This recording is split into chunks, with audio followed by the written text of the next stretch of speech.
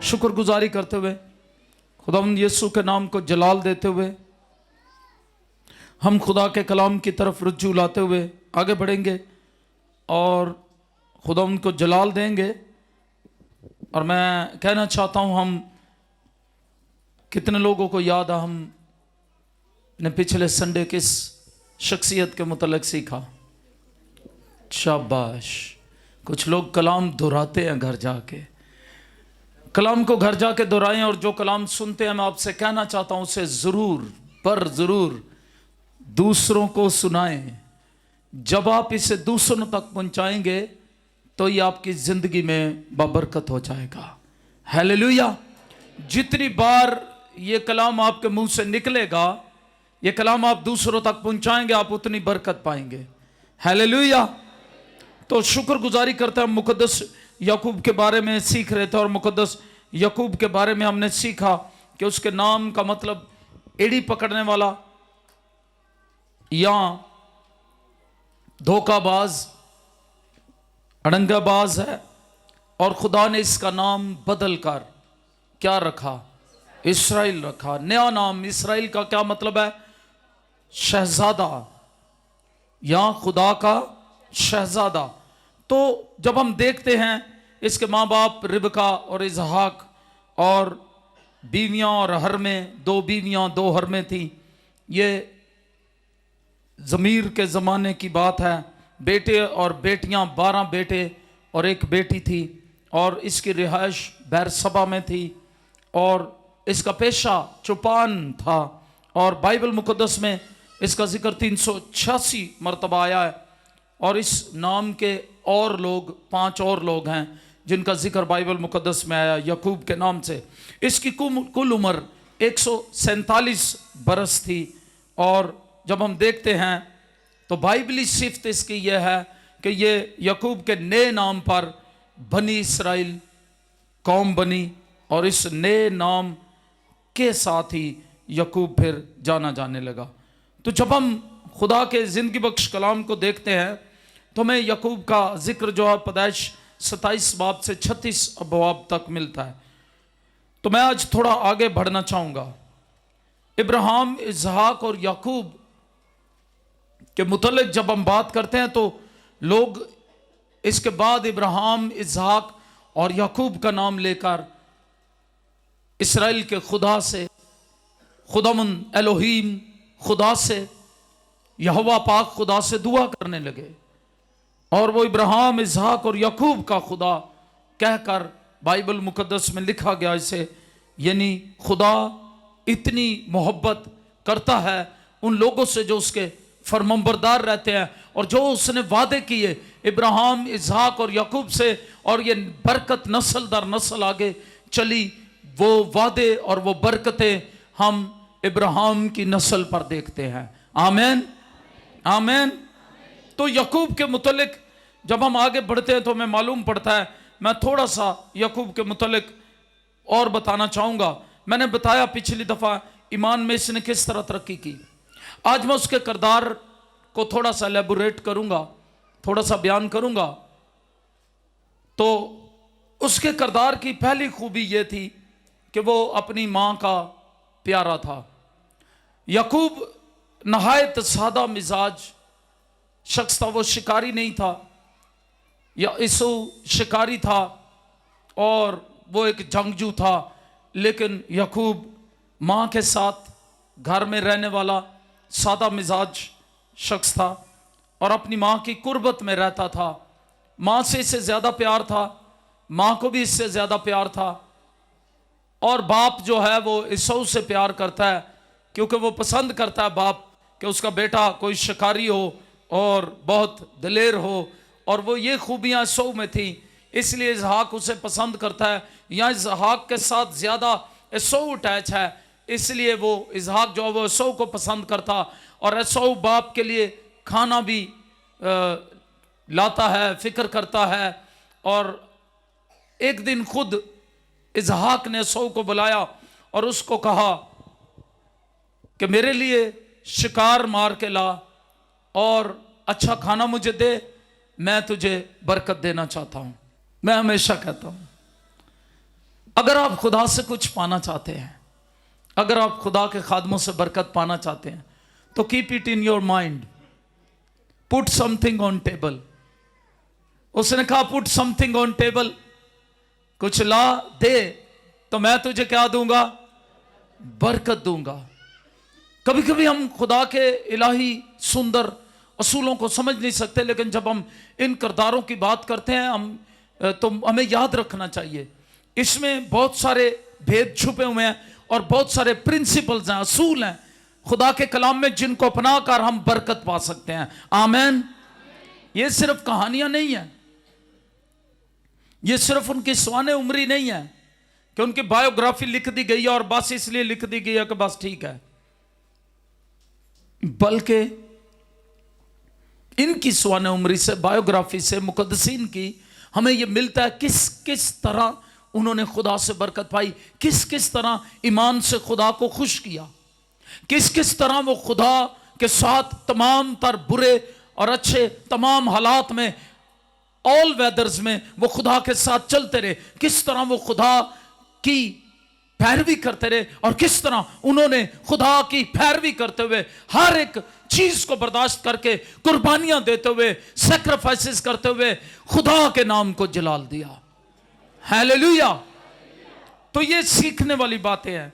तो यहां पर बयान करते वक्त मैं बताना चाहता हूं, यहां एक असूल हम सीखते हैं बरकत पाने के लिए, पुट समथिंग ऑन टेबल।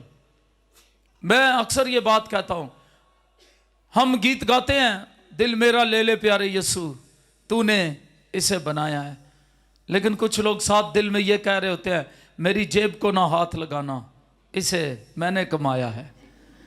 वो दैयकियों में ठगते हैं, खुदा को हदियों में ठगते हैं। देने के मामले में क्रिश्चियन कम्युनिटी पाकिस्तान में जो है, मैं इसकी बात कर रहा हूं, बाकी मुल्कों में मुझे पता है मसीही जो हैं उनको सिखाया गया और वो देते हैं, और मसीही मुल्कों का हाथ यूं है, इसलिए खुदा उन्हें बरकत देता है। आमीन, आमीन। कई बार लोगों ने खुदा के साथ चलने वाले मुल्कों के मुतल्लिक, इब्राहिम, इसाक और याकूब के खुदा की प्रस्तिश करने वाले मुल्कों के मुतल्लिक कहा, इस साल ये बर्बाद हो जाएंगे, इस साल ये नहीं रहेंगे, इस साल नहीं रहेंगे, इस साल नहीं रहेंगे, अब ये खत्म हो जाएंगे।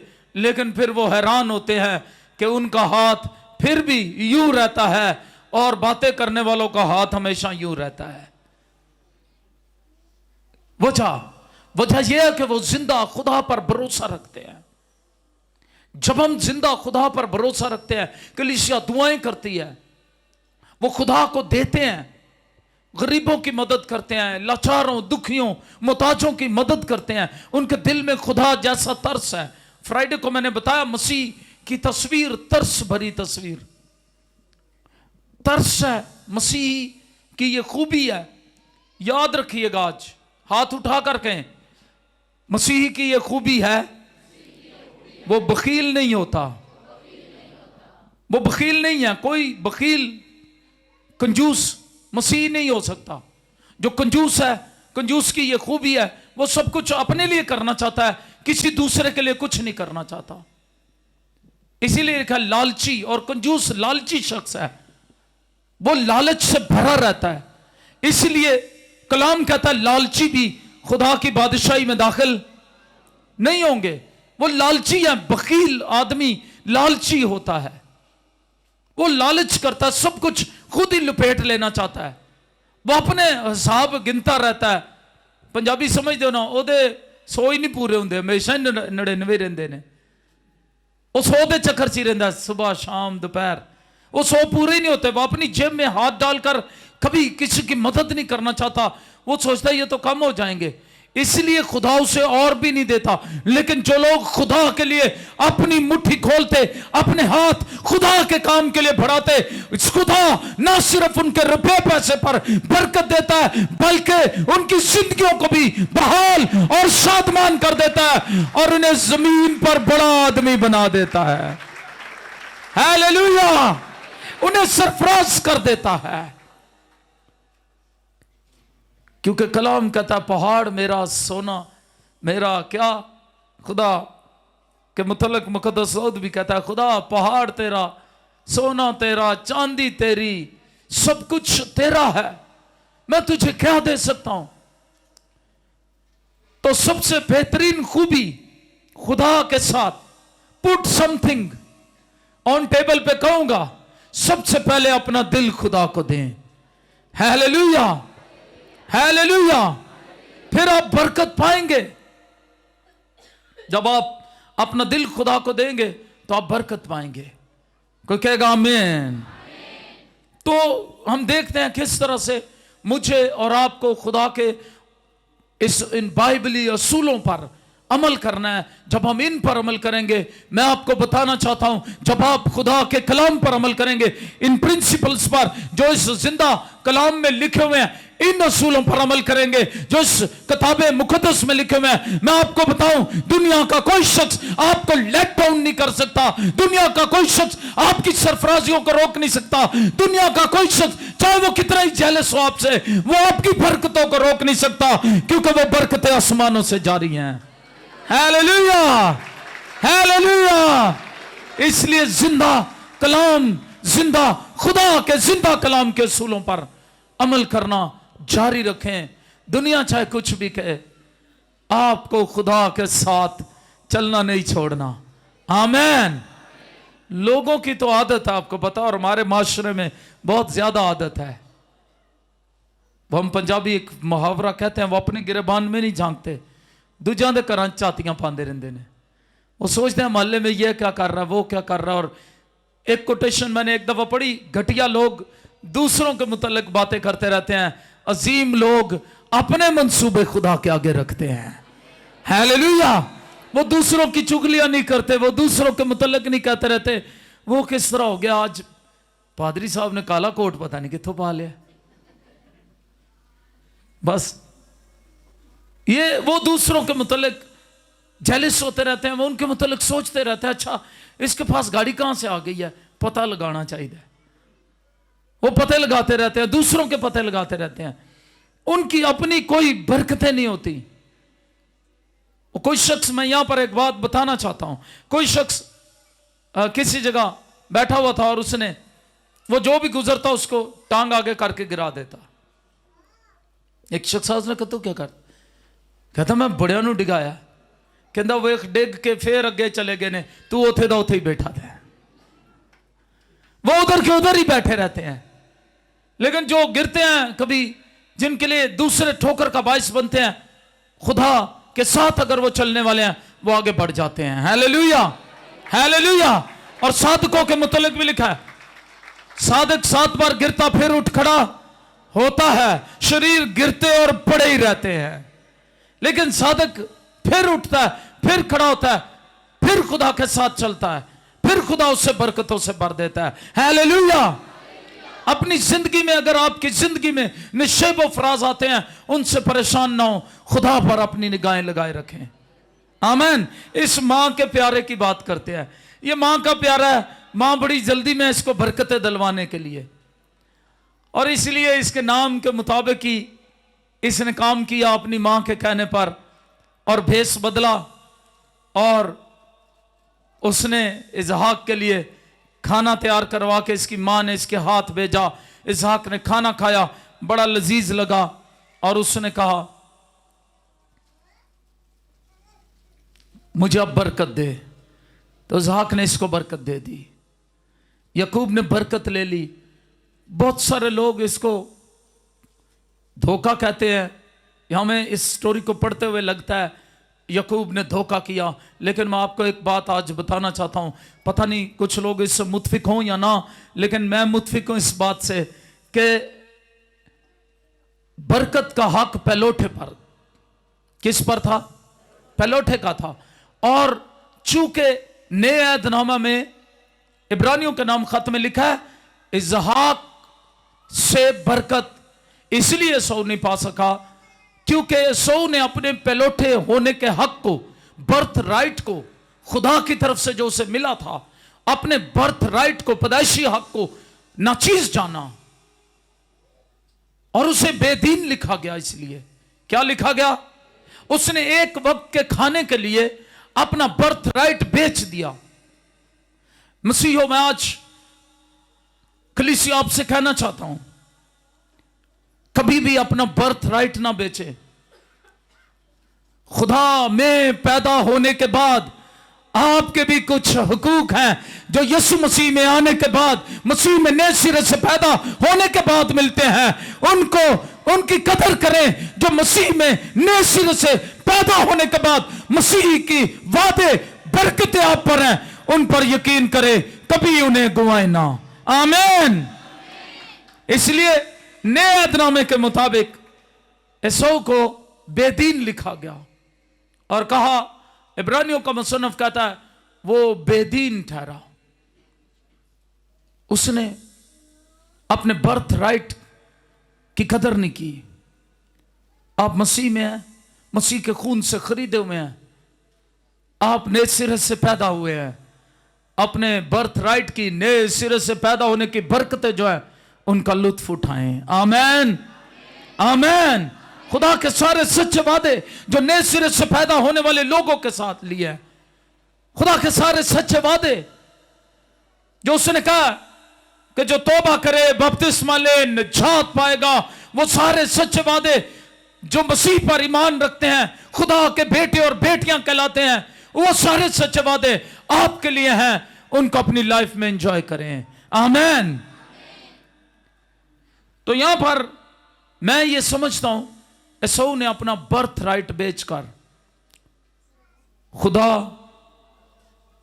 की कदर नहीं की, अपने बर्थ राइट की कदर नहीं की। और चूंकि अब पहलौठे का हक किसका था? याकूब का। बरकत भी किसको मिलनी थी? खुदा ने पहले कह दिया था। लेकिन याकूब की यहां एक गलती है, यहां रिबका की एक गलती है, उसकी मां की, जो मैं समझता हूं, जिस तरह मैं इस कलाम को समझता हूं उस तरह बताना चाहता हूं। वो क्या गलती है? कभी कभी हम बरकतें लेने के लिए या कुछ चीज को हासिल करने के लिए जल्दबाजी का मुजाहरा करते हैं। अगर ये जल्दबाजी का मुजाहरा ना भी, मैं समझता हूं, किया जाता, आप समझेंगे शायद वो बरकत फौरन उसको दे देता। लेकिन अगर वो खुदा पर तवक्कल करते हुए इंसान अपनी बरकत लेने के लिए किसी को धोखा नहीं देता या अपना हक लेने के लिए, अब ये याकूब का हक था बरकत लेना, क्योंकि पहलौठे का हक उसका था, तो बरकत ले सकता था। इसहाक को मालूम नहीं था कि एसाऊ ने अपना पहलौठे होने का हक बेच दिया है। लेकिन मैं यहां पर बताना चाहता हूं, अगर हम खुदा के वक्त का इंतजार करें तो फिर हम ज्यादा दुख से बच सकते हैं। आमीन। यहां पर मैं आपको बताना चाहता हूं, इस मां के लाडले ने जब धोखा दिया, तो मैं आपको बताना चाहता हूं, जब आप धोखा देंगे आप धोखा जरूर खाएंगे। इसने धोखा दिया और फिर इसके साथ धोखा हुआ। कैसा धोखा हुआ मालूम है आपको? जी जी एल्डर साहब, उसके ससुर ने उसको धोखा दिया। उसने 7 साल खिदमत की, उसने लिखा लिया, चूंकि उसकी आंखें चुंदी थी, वो उसे पसंद नहीं थी। राखल हसीन और खूबसूरत थी और वो उसे पसंद थी। उसके लिए उसने कहा ठीक है, तू मेरी 7 साल खिदमत कर। लेकिन जब वक्त आया तो उसने राखल की बजाय लिया उसको ब्याह दी। इस तरह उसके साथ धोखा हो गया और फिर उसे राखल के लिए दोबारा 7 साल अपने ससुर की और खिदमत करना पड़ी। तो उसने धोखा दिया, वहां जल्दबाजी की, इसलिए अब उसे वहां पर कितने साल तकलीफ उठानी पड़ी? 14 साल और मिला के 20 साल। 14 साल उससे तकलीफ उठानी पड़ी, बल्कि 20 साल, टोटल 20 साल। 20 साल के बाद फिर वो वापस मां के घर में आ। मां ने कहा अभी तू चला जा। जब उसने बरकत ले ली अड़ंगा मार के, तो फिर क्या हुआ? मां ने कहा तेरा भाई बहुत गजबनाक होगा, तेरा बाप भी नाराज है, तू यहां से चला जा। और मैं यहां पर एक बात आपको और बताऊं, जब किसी पर एक बार बरकत आ जाए कोई उसको पलट नहीं सकता। आमीन। उस बरकत को कोई लानत में पलट नहीं सकता। यह बड़ी खूबसूरत बात मुझे लगती है। जब एक बार बरकत आ गई फिर लानत नहीं हो सकती थी। नूह ने भी अपने बेटों को, जब वो कश्ती से निकला, बरकत दी, साम, हाम और याफ्त को। और इसके बाद जब हाम के बेटे कनान ने, या हाम ने खुद, कुछ लोगों का ख्याल है कनान ने बदतमीजी की दादा से, लेकिन बाइबल कहती है कि हाम ने मजाक उड़ाया। तो जब उसने मजाक उड़ाया अपने बाप का, हाम ने, तो चूंकि नूह बरकत दे चुका था, अब वो हाम पर लानत नहीं कर सकता था, लिहाजा उसने उसके बेटे कनान पर लानत कर दी। यहां पर मैं कहूंगा, रिस्पेक्ट योर पेरेंट्स, अपने वालिदैन की इज्जत करें ताकि आप उनसे बरकतें पा सके। आमीन, आमीन। तो यहां पर जब याकूब ने वो सब कुछ जल्दबाजी में धोखे से हासिल कर लिया, याकूब के साथ भी धोखा हुआ। याकूब के साथ एक बार और बहुत बड़ा धोखा हुआ। सोचें वो कौन सा धोखा था जो याकूब के साथ बहुत बड़ा धोखा हो गया। याकूब किससे प्यार करता था सबसे ज्यादा? यूसुफ से, क्योंकि यूसुफ राखल का बेटा था। और याकूब के साथ और बड़ा धोखा हो गया जिंदगी में, इसके लिए उसे बड़ा रोना पड़ा और कई साल रोना पड़ा, यहां तक कि लिखा है याकूब की आंखें धुंधला गई। इतना गम किया उसने यूसुफ के लिए। यह भी उसके साथ धोखा हुआ, और चूंकि उसने धोखा किया हुआ था इसलिए उसे आगे धोखे मिल रहे हैं। इसलिए याद रखिएगा, चीजों को हासिल करने के लिए, किसी काम के लिए भी, डोंट चीट। जब आप धोखा देंगे फिर आप धोखा खाएंगे। इसलिए यूसुफ के मुतालिक उसे धोखा हुआ, उसके भाइयों ने उसे बेच दिया, उसकी पोशाक को एक जानवर के खून से रंग कर उसके बाप को लाकर दे दी, कहा उसे कोई दरिंदा खा गया। बाप रोज वो खून से रंगी हुई पोशाक देखता और रोता और गम करता।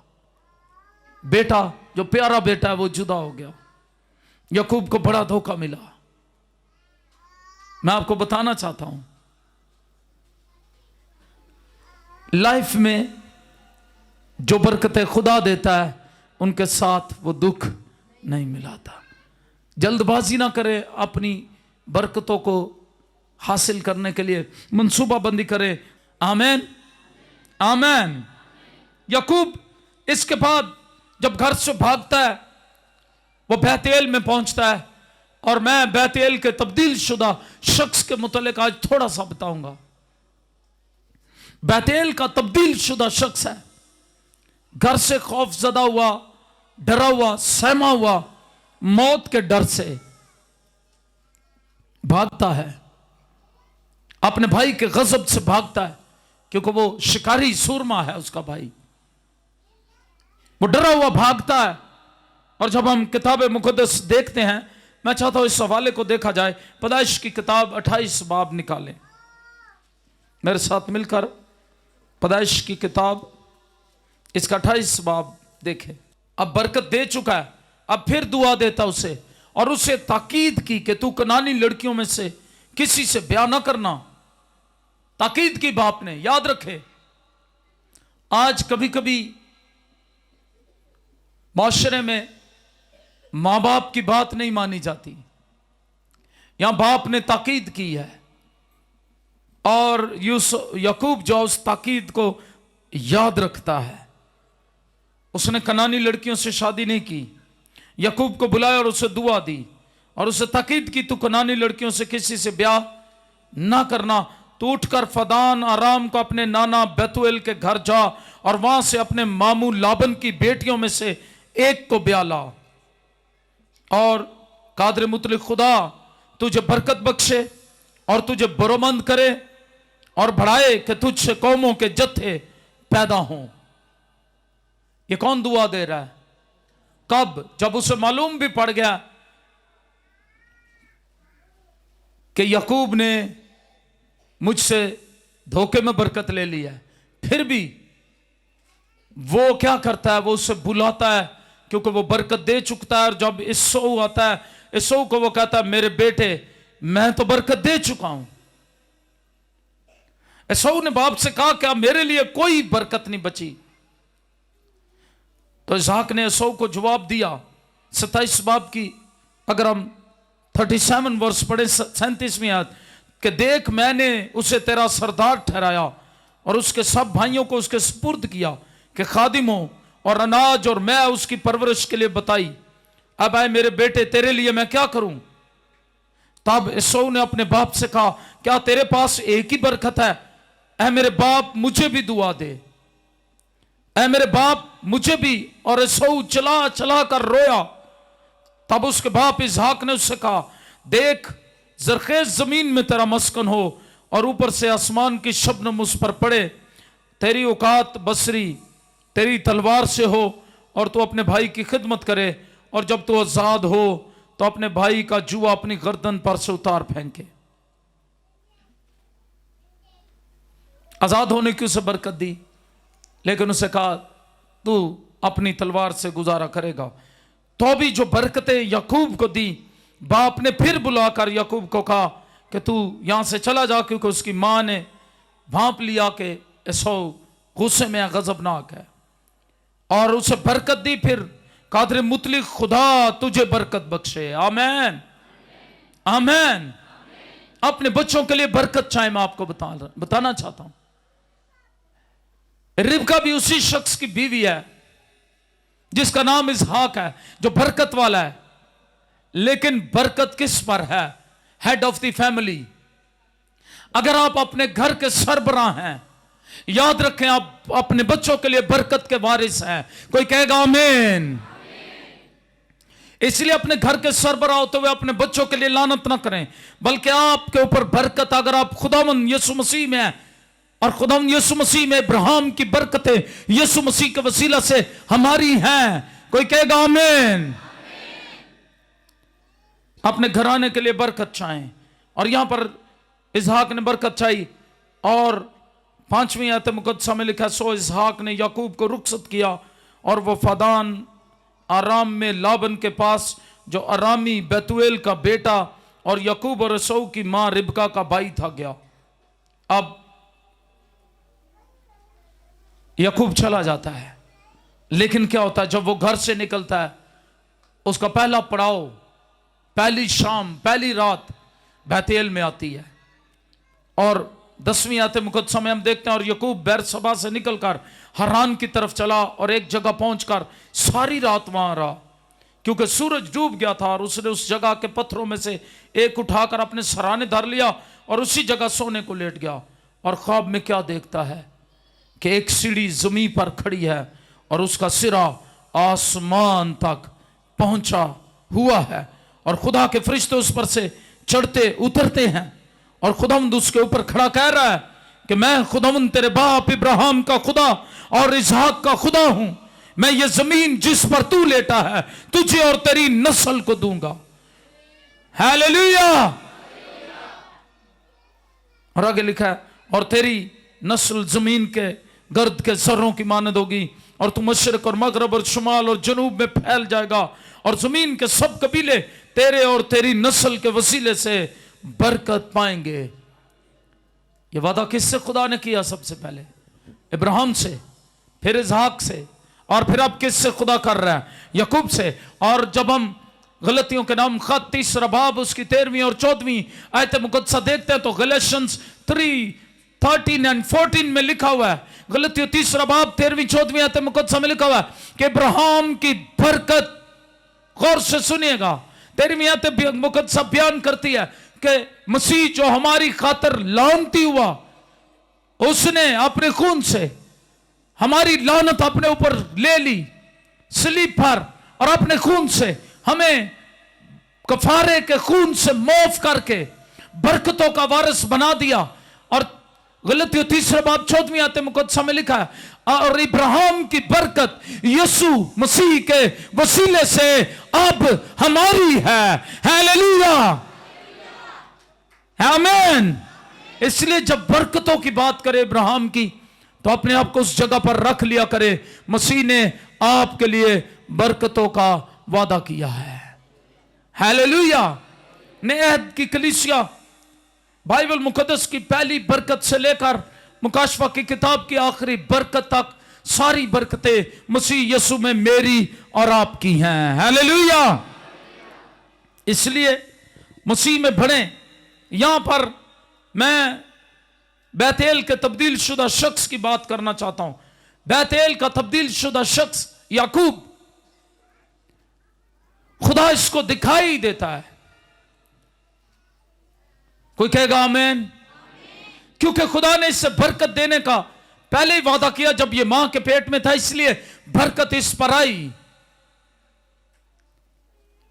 याद रखिएगा, फिर कहना चाहता हूं, याकूब ना सिर्फ मां का प्यारा है, बल्कि आहिस्ता आहिस्ता ईमान में, मैंने पिछली दफा बताया, तरक्की करते करते खुदा का प्यारा हो गया है। आमीन। आपको तरक्की करते करते ईमान में खुदा का प्यारा बनना है। अपने ईमान में तरक्की करे, मसीह के साथ अपनी मोहब्बत में तरक्की करे, और एक दिन पौलुस रसूल की तरह यह कह सके, अब मसीह की मोहब्बत से हमें कौन जुदा कर सकता है। न तलवार, न तंगी, न काल, न नंगापन, न मुसीबतें, न हाल की चीजें, न इस्तकबाल की चीजें, न फरिश्ते, न हुकूमतें, न रियासतें, कोई मसीह की मोहब्बत से हमें जुदा नहीं कर सकता। आमीन। कलाम कहता है मोहब्बत जब बढ़ जाती है, कामिल हो जाती है, तो उसमें से खौफ दूर हो जाता है। आमीन। कितने लोग इस बात को समझ सके? मोहब्बत जब कामिल होती है तो फिर उसमें खौफ नहीं रहता, मौत का खौफ नहीं रहता, किसी चीज का खौफ नहीं रहता। मसीह की मोहब्बत हमारे साथ, हमारी मसीह के साथ जब कामिल हो जाती है, बढ़ जाती है, तो फिर हम मसीह की खातिर जान देने तक वफादार रह सकते हैं। और उसने कहा जान देने तक वफादार रह तो मैं तुझे जिंदगी का। आमीन। इसलिए अगली बात जो मैं कहा करता हूं, पहली बात आज मैंने बताई, मसीही बखील नहीं होता। दूसरी बात जो मैं आज बताना चाहता हूं, ये मसीही बुज़दिल नहीं होता। जोरदार तालियां बजा दे। कलाम कहता है बुज़दिल खुदा की बादशाही में दाखिल। Keep it in your mind. अगर आप खुदा के खून खरीदे हैं, यीशु मसीह के खून खरीदे हैं, यीशु के लहू से धुले हुए हैं, आप बुज़दिल नहीं हैं। हाथ उठा करके हम बुज़दिल नहीं हैं। आमीन। जो बुज़दिल है वो हम में से नहीं है। आमीन। आमीन। हम खुदा के लोग हैं और हमारा आका, हमारा नजात दहिंदा, हमारा मुनज्जी, हमारा खुदावंद, वो बुज़दिल था या दिलेर था? आमीन। जोरदार तालियां खुदा यीशु मसीह के लिए। उसके दिल, उसके कुव्वत, उसके इख्तियार, उसकी ताकत के मुतालिक लिखा गया शेर बबर है वो, यहूदा के कबीले का शेर बबर है वो। Hallelujah, hallelujah. वो यहूदा के कबीले का शेर बबर है। इसलिए मैं दिल शेर होना है। आमीन। दिलेर होना है, दिल शेर होना है, क्योंकि मसीह आपके साथ है। हालेलुया। तो बैतेल का तब्दील शुदा शख्स याकूब एसाऊ के डर से जब मजूसी परेशानी की हालत में है और यहां पर अंधेरी रात में बियाबान में तन्हा है, जब तन्हाइयां, मायूसियां, परेशानियां आपको घेरें, तो तब याद रखिएगा खुदा आपके साथ है। अगर आप खुदा के साथ हैं तो खुदा आपके साथ है। यहां से ये घर से भाग गया और अब नरम बिस्तर भी नहीं है, तकिया भी नहीं है, ते टुकर देने वाली बेबे भी आनी है। तन्हा है, मायूस है, परेशान है, इस दुख की हालत में है। कैसे मंजिल पर पहुंचे और बैतेल में एक जगह पहुंचकर सारी रात मारा और उसके पत्थरों में से एक पत्थर उठाकर अपने सराने धर लिया और उस जगह को सोने को लेट गया। और फिर ख्वाब में क्या देखता है? मैं इस तब्दील शुदा शख्स की बात करना चाहता हूं। एक ही दिन में इसने बैर सबा से बैतेल तक का जो सफर बनता है वो 100 किलोमीटर का है। एक ही दिन में इसने 100 किलोमीटर का सफर पैदल तय कर लिया है। इतना खौफजदा है, थक हार कर सो गया है। और यहां पर बैतेल में इसने खौफ देखा। अब याद रखें, जब तक आप अपने फार्मूले लगाते हैं, जब तक आपकी अपनी सोच खुदा के साथ एक नहीं हो जाती, या आप खुदा के अलावा अपने तौर पर मंसूबे बनाते हैं, तो वो कभी कामयाब नहीं होते। लेकिन जब आप सरेंडर कर देते हैं, अपने आप को खाली कर देते हैं खुदा के आगे, यहां पर दर हकीकत ये शख्स सरेंडर कर गया है। लिखा है ये वहां पहुंचा है और सूरज डूब गया था उस जगह। ये रहा सारी रात वहां पर उसने गुजारी है और पत्थर लेकर सराने रख के लेट गया है। सरेंडर कर दिया अपने आप को। जब तक आप अपने आप को सरेंडर नहीं करते, जब तक कोई शख्स अपने आप को सरेंडर नहीं करता, खुदा उसके साथ नहीं बोलता। आज लोग अपने आप को सरेंडर नहीं करना चाहते, खुदा के आगे खाली नहीं करना चाहते। सारी अपनी चीजों के साथ वो खुदा को भी साथ साथ लेकर चलना चाहते हैं। याद रखिएगा, अगर आप बाबरकत होना चाहते हैं, फिर कहूंगा, if you want to be blessed, surrender yourself. Surrender कर दे अपने आप को, खाली कर दें कि खुदावंद मेरे मंसूबे किसी काम के नहीं है, कि खुदावंद तेरे बगैर मैं कुछ नहीं हूं, कि खुदावंद मेरा भरोसा तुझ पर है। अब इसका कोई और भरोसा नहीं रहा। मैंने कहा मां भी नहीं है, बेबे भी कोई नहीं टुकर देने वाली, कुछ भी नहीं है, घर भी नहीं है, सरेंडर कर दिया अपने आप को।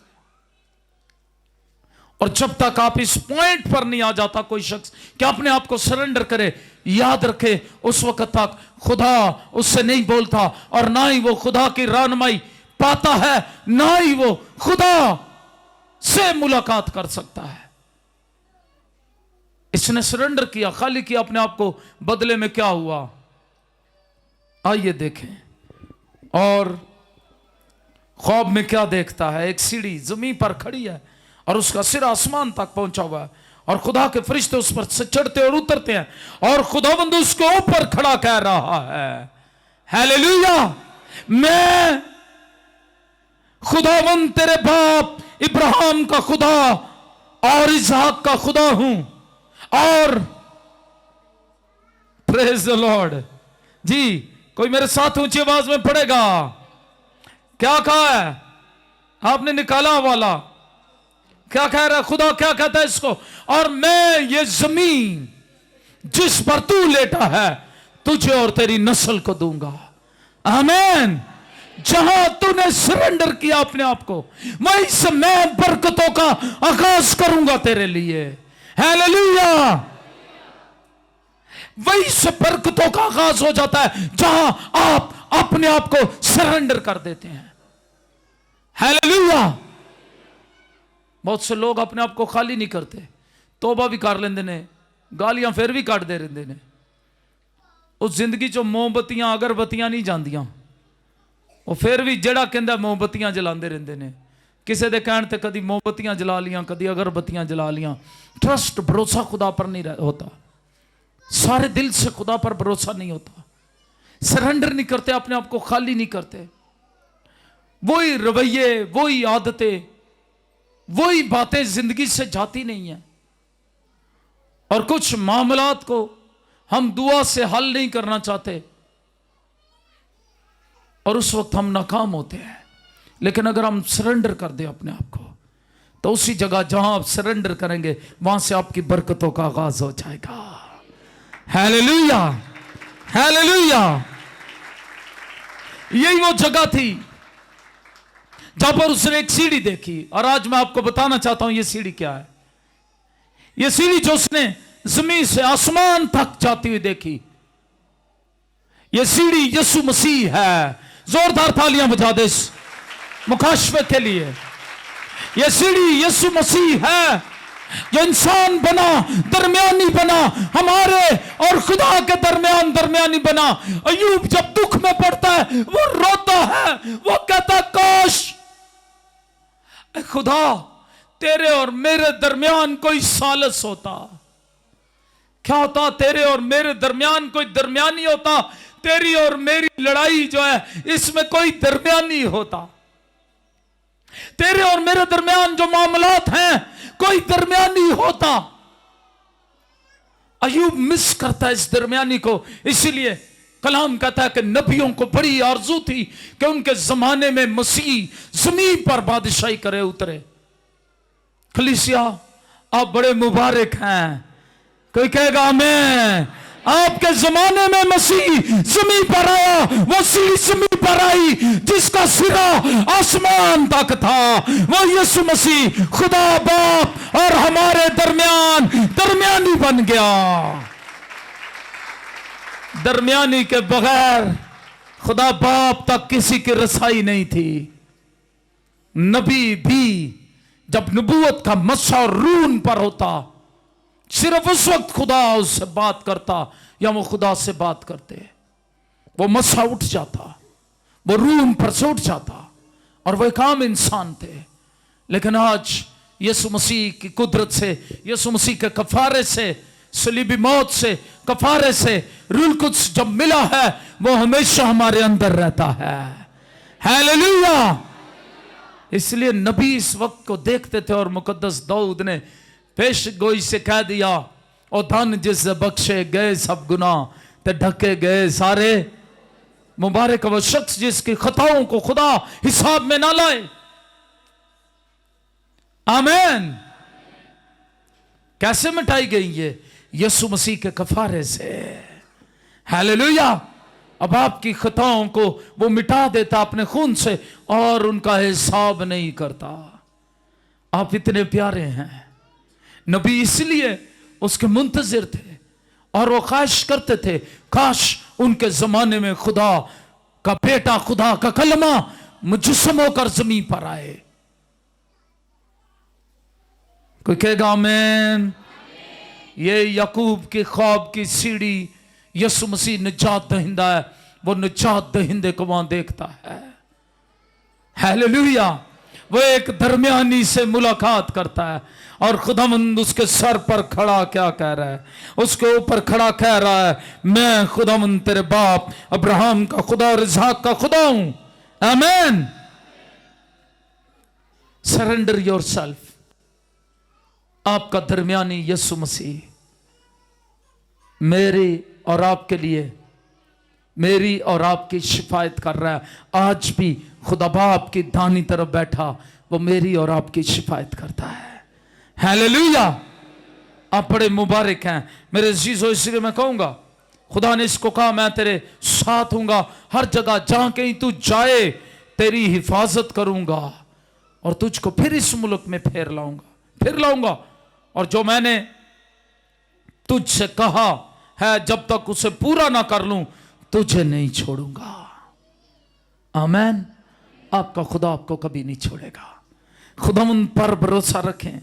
मैंने पिछली दफा बताया, अच्छे मंसूबा साज बने और खुदा की कुदरत पर यकीन रखें।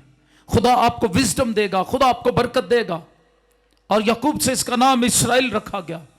अगली दफा हम यबूक की घाट पर जो इसके खुदा से कुश्ती हुई उसको देखेंगे। आमीन। और इसका नाम बदला गया, ये मर्द ईमान कहलाया। इब्रानियों के नाम खत में मुसन्नफ कहता है, मुसन्नफ इब्रानियों का मुसन्नफ लिखता है, जब ईमान के हीरोज का नाम लिखता है तो उनमें याकूब भी ईमान का हीरो कहलाया। आमीन। मुझे और आपको यह सीखना है कि जब हम सरेंडर करते हैं अपने आप को, खुदा में बरकतें देता है। खुदा आपको बरकत दे आज के कलाम के वसीले से। आमीन।